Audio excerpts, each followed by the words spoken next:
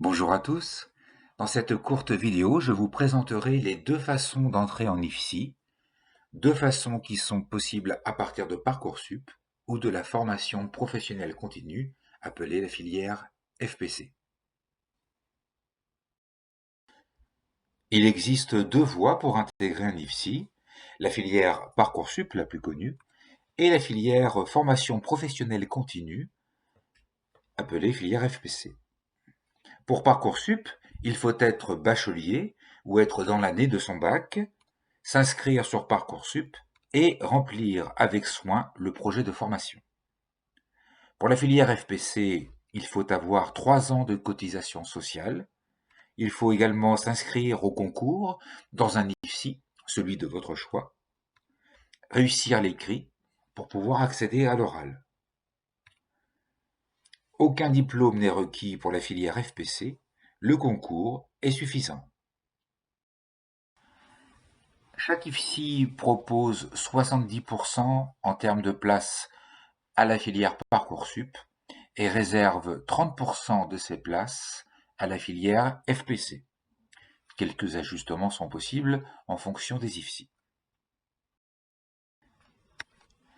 Si vous êtes bachelier et que vous avez 3 ans de cotisation sociale, vous pouvez prétendre à vous inscrire dans les deux. Les procédures d'inscription sur Parcoursup, consultez-les sur gouvernement.fr. Le calendrier 2024 commencera en janvier avec l'ouverture des inscriptions.